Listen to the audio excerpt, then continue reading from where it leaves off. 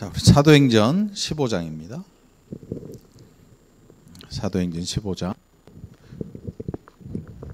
점심 식사하고 좀 날로 뜨뜻하니까 잠자기 좋은 시간이지요.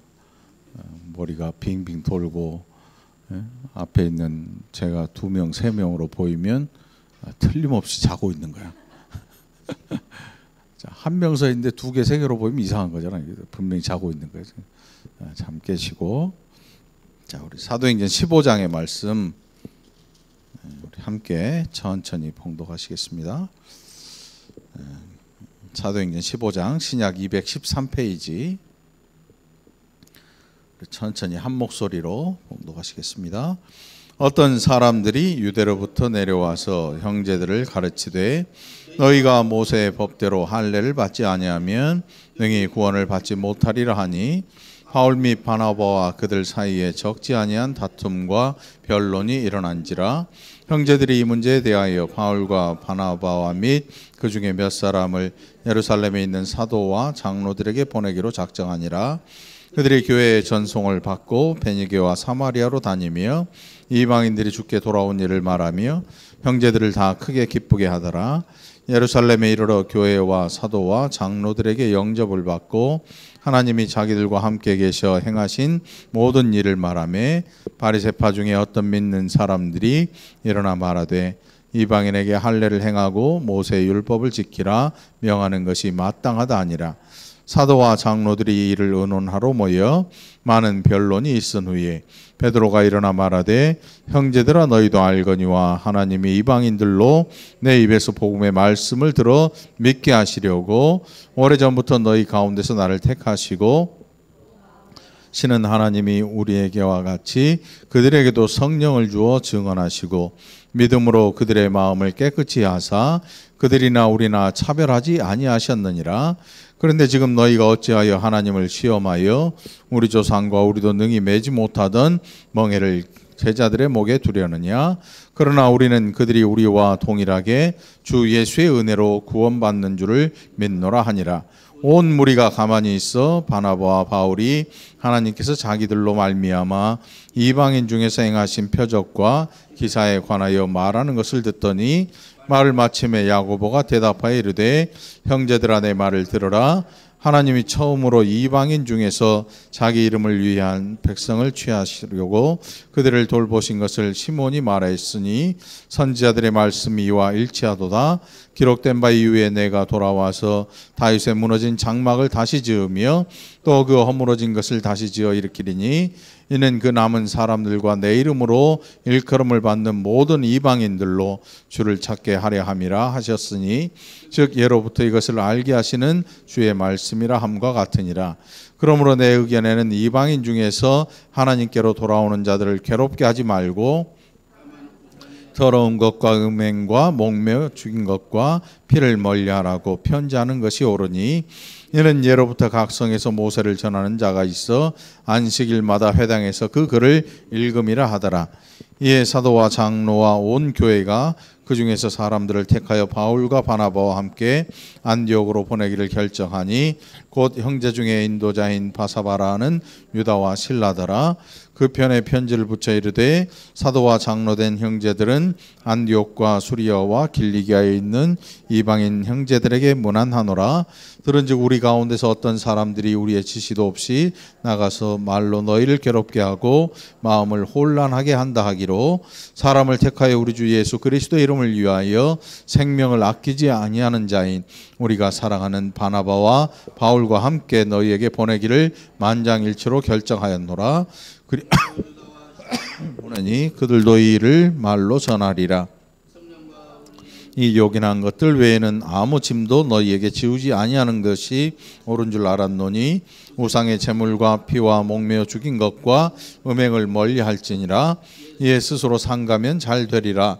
평안함을 원한으로 하였더라. 그들이 작별하고 안디옥에 내려가 무리를 모은 후에 편지를 전하니 읽고 그 위로한 말을 기뻐하더라. 유다와 실라도 선지자라 여러 말로 형제를 권면하여 굳게 하고 얼마 있다가 평안히 가라는 전송을 형제들에게 받고 자기를 보내던 사람들에게로 돌아가되 바울과 바나바는 안디옥에서 유하며 유다한 사람들과 함께 주의 말씀을 가르치며 전파하니라. 바나바더러 말하되 우리가 주의 말씀을 전한 각 성으로 다시 가서 형제들이 어떠한가 방문하자 하고 바나바는 마가라 하는 요한도 데리고 가고자 하나 바울은 밤빌리아에서 자기들을 떠나 함께 일하러 가지 아니한 자를 데리고 가는 것이 옳지 않다 하여 서로 심히 다투어 피차 갈라서니 바나바는 마가를 데리고 배 타고 구브로로 가고 바울은 실라를 택한 후에 형제들에게 주의 은혜의 부탁함을 받고 떠나 수리아와 길리기아로 다니며 교회들을 견고하게 하니라. 아멘. 네, 이 시간에도 하나님 주신 귀한 은혜 우리 모두가 함께 누리게 되기를 간절히 축원합니다. 바울과 사도 일행이 계속해서 복음을 가지고 이방에게 전하는 내용이 기록이 되어 있는데, 그 이 복음의 초기에 어떤 문제가 생겼는가 하면 구약의 율법을 어떻게 할 것인가 굉장히 중요한 문제였어요. 네, 결국 구약의 율법을 지켜야 된다. 그래야 구원을 받는다. 또 어떤 사람들은 아니다. 예수만 믿음으로 구원을 받는다. 이렇게 주장하는 사람들이 생겨났습니다. 그래서 사도 바울과 그 일행들과 또 다른 사도들이 다른 데 나아가서 복음을 전하는데 뒤따라온 사람들이 또 복음이 뭐라고 하냐면 그래 예수도 믿어야 돼. 그 사람들은 예수님을 믿는 사람들인데 그 사람들은 또 뭘 지켰냐 하면 모세의 율법을 그대로 지켜야만 구원을 얻게 된다. 이렇게 주장을 했어요. 그 사람들을 우리가 율법주의자라 그렇게 불러요. 율법주의자. 자, 예수님의 구원. 그것은 구약에서 예언되어지고 성취된 일이었어요. 그래서 이사야 선지자를 통해서 이야기된, 그래서 예수님이 어떻게 오셔서 6월절 어린 양으로 어떻게 피 흘려 죽으실 것이고 그 백성들의 죄를 어떻게 사하실 건지를 기록한 내용이었는데 그것을 예수님께서 완전히 다 이루셨거든요. 그래서 다시 말하면 예수님의 십자가에 죽으신 사건과 부활하심과 승천하신 이 모든 일은 어떤 일이었는가 하면 율법을 완성시키는 일이었어요. 완성. 율법의 마침이다. 이렇게 얘기를 해요. 그러니까 예수님을 믿고 나서 율법을 또 지켜야 구원을 얻는다고 하는 말은 말이 안 맞는 거야. 예수님이 다 이루어 놓으신 일, 그 율법을 뒤에 또 사람들이 또 지켜야 된다. 그러면 예수님을 절반 믿고 율법을 절반 행해야 구원이 완성된다는 얘기거든요. 그럼 말에 앞뒤가 안 맞는 얘기죠. 근데 당시에 그런 사람들이 실제로 존재했었어요. 우리 시대에도 그런 사람들이 없는 것 같잖아요. 존재해요. 지금도 이 지구상에 안식일을 지키는 사람들이 있어요. 여러분 많이 들어봤죠? 제7안식일 예수 재림교라고. 그 사람들은 토요일이 안식일이에요. 구약의 안식일이 토요일. 그러니까 우리가 지키는 주일의 개념과 완전히 달라요. 그래서 구약의 안식일을 지킨다고 하는 것은 신약을 안 믿는다는 얘기랑 똑같은 거예요. 예수를 믿는데 구약의 율법을 그대로 지킨다고 하는 것은 신약에서 오신 예수를 안 믿는 거하고 똑같다니까요, 여러분. 그러니까 율법을 지켜야 구원을 얻는다는 이야기는 신약에 오신 예수님께서 율법의 성취자, 완성자가 아니라는 소리야. 그러니까 앞뒤가 안 맞고 말이 안 되는 거예요. 그런 사람들이 실제로 있었어요. 지금도 있을 뿐만 아니고 지금도 그 안식일을 지키는 사람들은 금요일 저녁 밤 12시 땡 하면 하던 일을 멈춰요. 아무것도 안 해요. 일을 하면 안 되는 거거든요. 그러니까 안식일이 어떤 날이냐면 아무것도 안 해야 돼. 불도 피우면 안 돼요. 그러니까 면도로 이렇게 하다가 절반 깎다가 12시가 되면 그냥 놔두고 이제 그 다음 날 이 안식일 지난 다음에 깎기 시작해야 돼.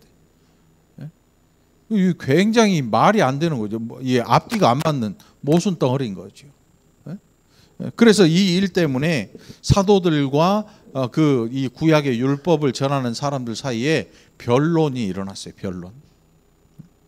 네가 맞다. 아니다. 내가 맞다. 우리가 전하는 예수를 믿으면 구약의 모든 율법까지도 완성하신 예수님이기 때문에 더 이상 우리가 율법 아래의 종으로 매여 있을 필요가 없다. 이렇게 얘기를 했는데 구약의 율법을 아직도 가지고 그것을 지킴으로 구원을 얻는다는 사람들은 그걸 인정하지 못하는 거죠. 끊임없이 바울과 그 일행을 괴롭히고 따라다니면서 괴롭히고 또 복음이 전해지는 곳곳마다에서 그 이야기가 끊임없이 올라오는 거죠. 끊임없이 올라와. 그래서 그 문제 때문에 오늘 15장에 있는 내용이 예루살렘에서 일어난 이 종교 회의예요. 종교 회의. 사도들이 다 모여서 회의를 하고 있는 거예요. 그렇다고 무슨 어떻게 결정하냐 이게 아니고 각자 가지고 있는 신앙을 다 보여주면서 아니다. 이것은 율법을 지켜서 되는 일이 아니고 예수를 믿음으로써 우리가 구원을 얻는 것이다. 믿음으로 구원을 얻는 일이다. 이렇게 이야기를 하고 있어요.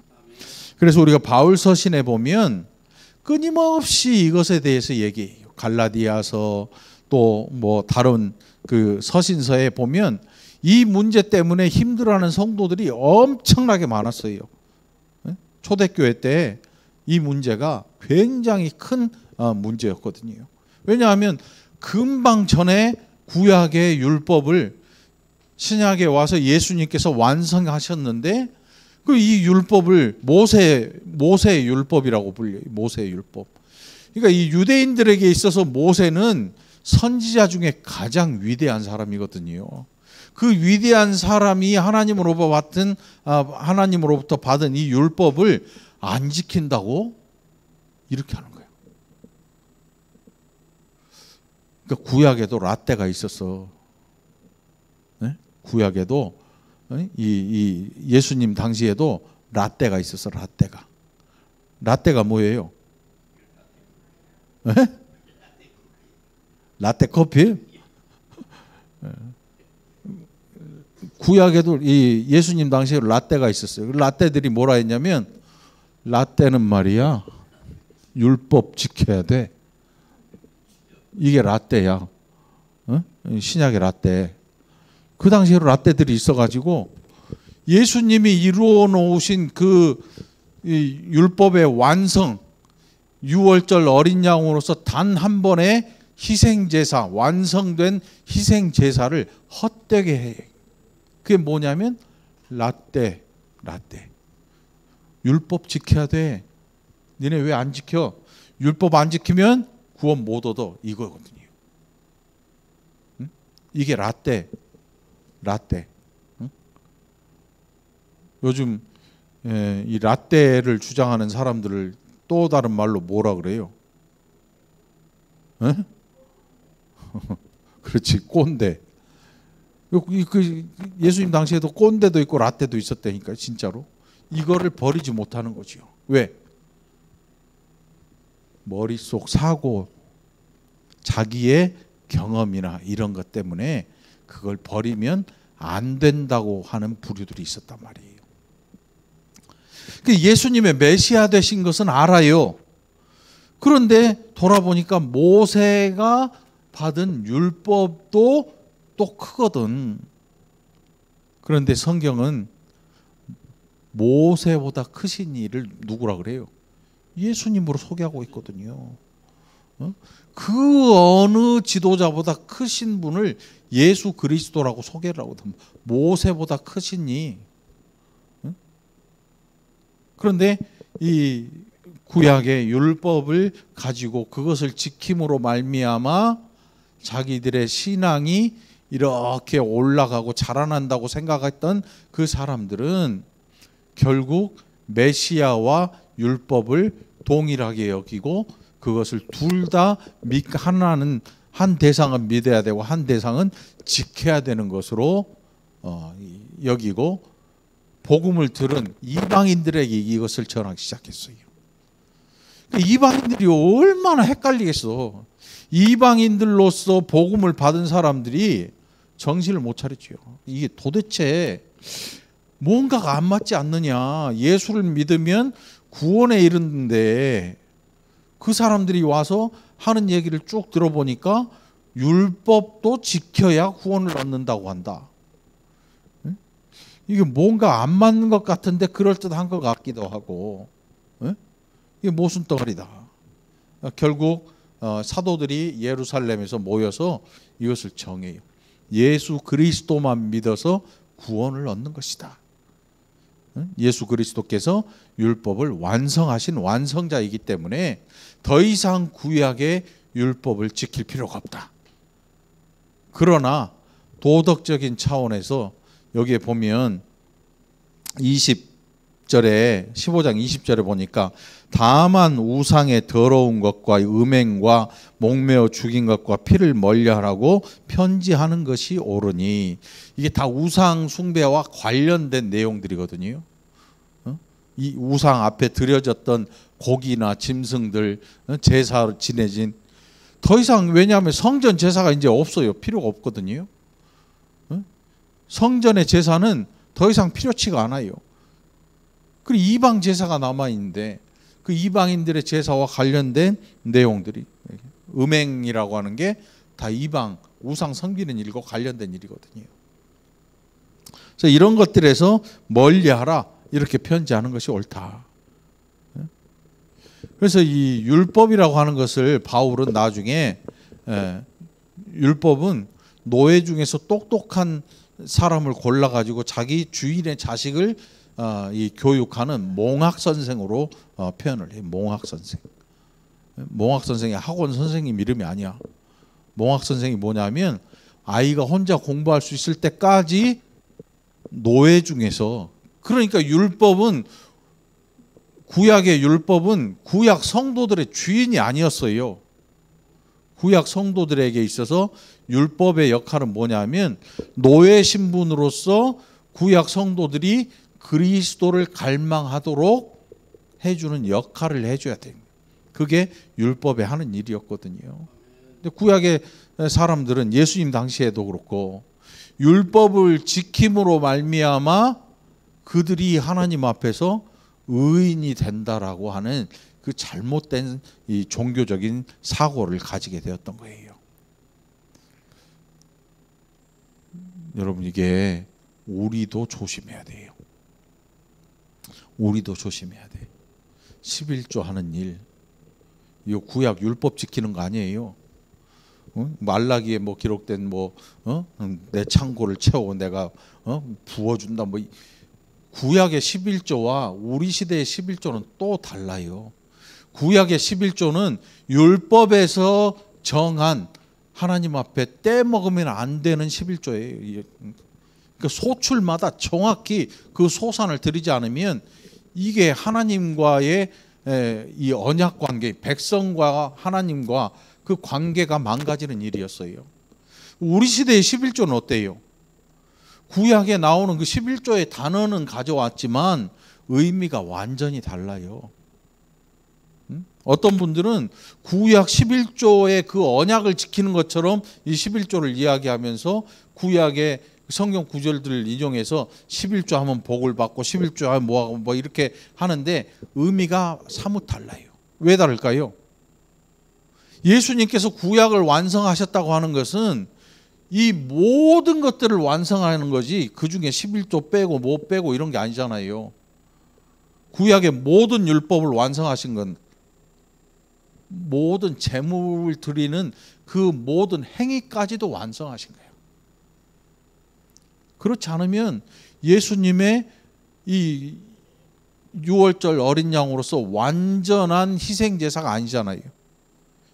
율법의 마침이 되셨다는 것은, 마침이 뭐예요? 마침 끝내는 거예요. 율법에, 구약 율법에 있는 모든 저주와 모든 언약과 모든 이 제사 내용을, 마침이 되셨다는 것은 율법이 더 이상 예수 그리스도를 믿는 자들에게 영향력을 끼칠 수 없는 거예요.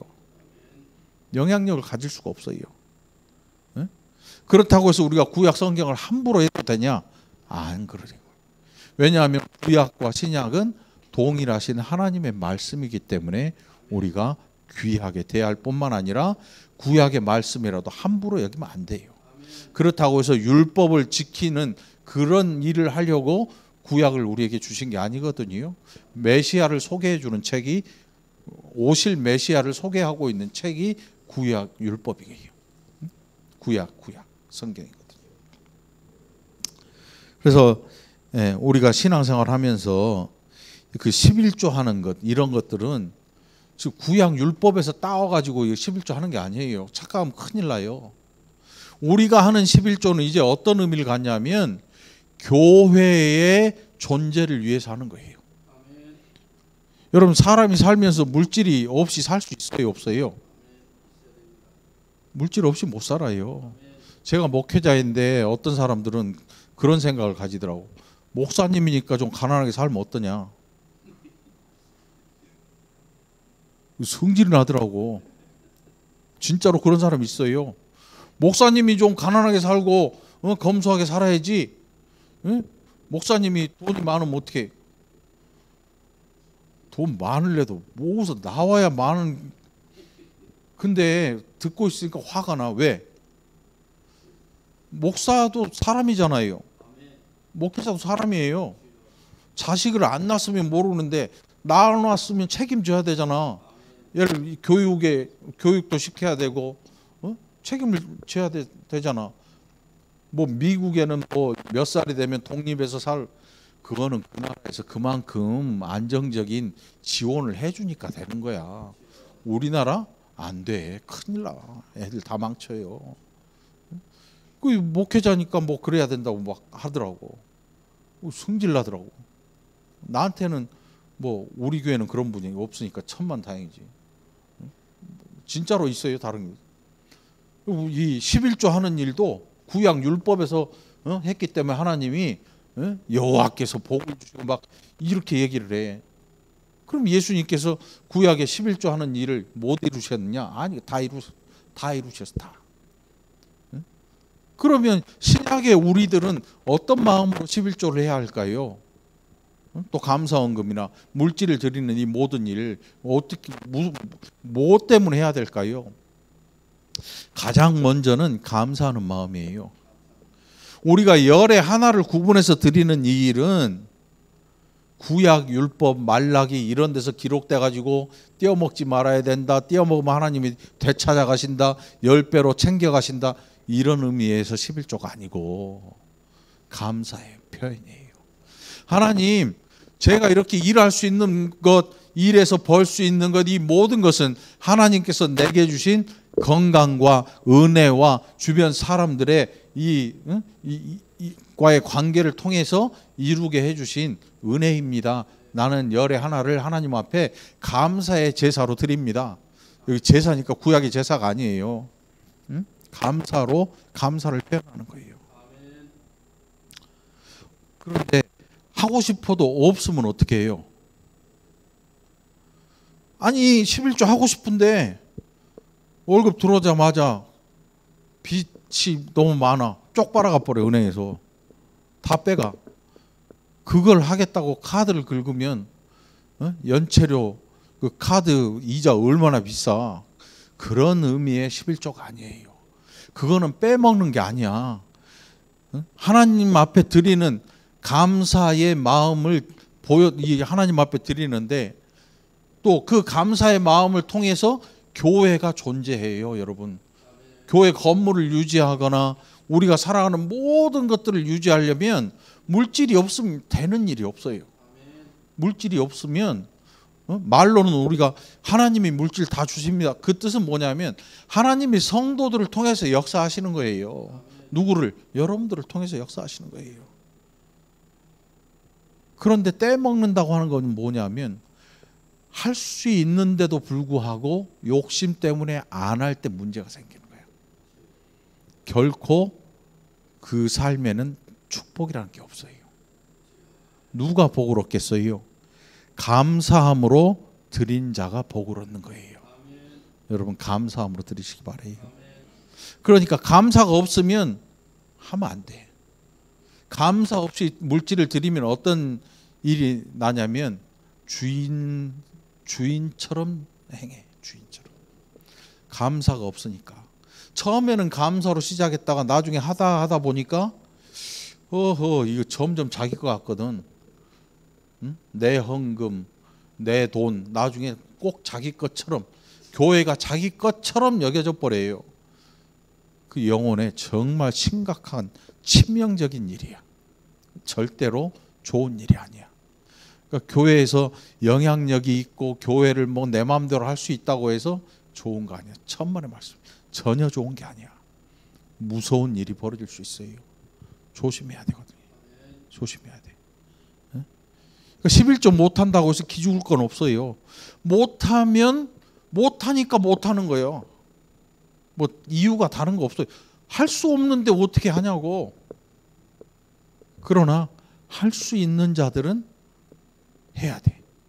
몸으로만 헌신하는 게 아니고 물질로도 헌신해야 돼요. 시간으로도 헌신해야 되고 육신도 헌신할 필요가 있는 거죠. 이게 굉장히 중요한 일이거든요. 드리고자 사모하는 사람들 중에 가진 것 없어 드리지 못한 사람들이 수두룩하게 많아요. 얼마나 많은지 몰라요. 예수님 당시에 한 과부가 가진 동전 2개 성전에 들어가면서 그 연복궤에다 넣는 걸 예수님이 보셨어요. 다른 부자들도 같이 넣었어요. 그보다 더 액수가 많지요. 액수를 칭찬하신 게 아니고 마음을 보시고 예수님이 칭찬하셔요. 저 과부는 자기의 생활비 전부를 넣었느니라. 그 생활비 전부인데 여러분 500원짜리 2개 넣는다고 그게 생활비 전부라고 그 큰 돈도 아니죠. 칭찬받을 만한 돈도 아니에요. 뭐 때문에 그랬을까요? 과부의 마음을 예수님이 아시는 거예요. 여러분 어떤 사람은 아까워서 대충 드리고 어떤 사람들은 정말 드리고 싶은데 가진 게 없어서 있는 모든 것을 다 넣어도 마음에 성에 안 차는 사람들이 있어요. 실제로 어떤 마음을 하나님이 받으시겠어요? 여러분들이 판단하시기 바래요. 여러분들이. 그러니까 구약의 개념 가지고는 우리가 사는 이 시대에서 그 헌금의 개념을 얘기하면 안 되는 거죠. 완전히 다른 개념이에요. 나에게 주신 모든 조건들 너무나 감사해서 구분해 드릴 수 있는 거죠. 말로만 한다고 되는 게 아니에요. 여러분 감사는요, 우리가 뭐라 그래요? 감사를 연발하고 말로만 감사하면 그 진짜 감사가 아닌 거예요. 우리가 사람한테 감사해요 하려면 감사에 합당한 뭔가 선물을 하잖아요. 그런데 그것도 없으면 못해요. 근데 상대방도 알아요. 내가 없으면 상대방이 저분은 없어서 말밖에는 나한테 줄 게 없어 라는 걸 알아요. 하나님은 더 잘 아시죠, 나보다. 그래 여러분 자신 스스로가 여러분의 신앙을 조절할 필요가 있어요. 여러분의 신앙을 조절할 필요가 있어. 안 되는 걸 억지로 하지 말고, 안 되는 거 억지로 하는 얘기 아니죠. 자, 결국 이 모세를 계속 전하는 사람들이 있어요. 얼마나 힘들겠어, 신약의 성도들이, 이방인들이. 그러고 보니까 우리도 이방인이야, 여러분. 우리 유대인이에요? 유대인 아니야. 유대인 중에 고 씨가 어디 있어? 유대인 중에 박 씨가 어디 있고, 이 씨가 어디 있고, 김 씨가 어디 있어? 한 씨가 어디 있어? 봉 씨는 더 없어. 권 씨도 없어. 우리도 이방인이에요. 우리도 이방인인 우리에게 하나님의 은혜가 넘쳐난 거예요. 응? 누구로 말미암아? 사도 바울과 같이 이방인의 그릇으로 하나님의 택함을 받은 이런 분들로 말미암아 우리에게 이 복음이 들려진 거야. 이게 얼마나 감사한 일이에요. 어? 이 시대에도 2000여 년 동안 복음이 전해졌는데 아직도 복음을 듣지 못한 사람들이 처처에 깔려 있어요. 해외 선교사 나간 분들이 복음을 끝없이 전하는데 아직도 처음 듣는 사람들이 숱하게 많아요. 들어보지도 못한 그런 사람들이 엄청 많다니까. 예수를 알지도 못하는 사람들이. 우리 생각에는 매스컴이 이렇게 발달하고 인쇄 기술이 발달하고 핸드폰도 있고 하는데 왜 예수를 못 듣냐? 아니, 아직도 숱하게 많아요. 숱하게 많아. 응?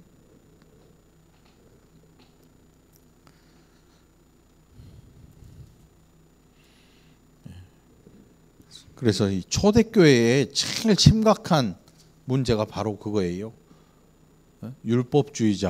율법주의자들의 이 율법을 버리지 못하고 율법을 끝까지 지켜야만 구원을 얻는다는 이 부류들이 복음을, 예수 그리스도의 복음을 전하는 사도들을 너무나 힘들게 하고 괴롭게 여겼게 만들었단 말이에요. 그래서 복음에는 다른 게 섞이면 안 돼요. 복음에는 다른 게 섞이면 안 돼. 어떤 분들 보니까 복음에 다른 걸 섞어. 뭘 섞어요? 세상의 성공이라는 걸 섞더라고. 약을 만드는 거지. 약장수를 하는 거야. 약장수. 제일 불쾌한 게 뭐예요? 구약 신약을 약장수로 표현하더라고. 이 약이 아니라 생명인데 약장수예요. 약장수. 여기다가 싹 섞어요. 사업 성공 살짝 섞고 또 건강 살짝 섞어. 자식 또 대학 가는 거 살짝 섞어. 그래가지고 위 저어가지고 달다. 요렇게 해서 복음을 줘. 그런 복음은요 정말 세속적이고 천한 복음이에요, 여러분. 그런 복음에 우리의 귀와 눈과 마음을 빼앗기면 안 돼요. 종교개혁자 칼빈이 들었으면 벌떡 일어날 일이야. 벌떡 일어난다고. 왜? 복음에 희석을 해요. 희석. 종교 혼합주의가 뭐냐면 이거 저거 잡탕을 만드는 거야. 보약 중에 제일 좋은 보약이 뭐예요? 십전대보탕 아니야? 십전대보탕에 몇 가지 들어가나? 10가지 더 들어가요. 있는 대로 잡아넣는 거야. 옛날에 그래갖고 아들 이름도 그렇게 졌잖아. 김, 수한무, 거북이와 두루미, 삼천갑자, 동방사. 그 뭐 이름이 막 한 30분 부르다가 애가 물에 빠졌는데 애 이름 부르다가 애가 죽어버렸어. 아들 이름 부르고 나니까 애가 떠내려갔어. 죽었어. 이 복음에 그런 것들이 계속 첨가돼요, 여러분.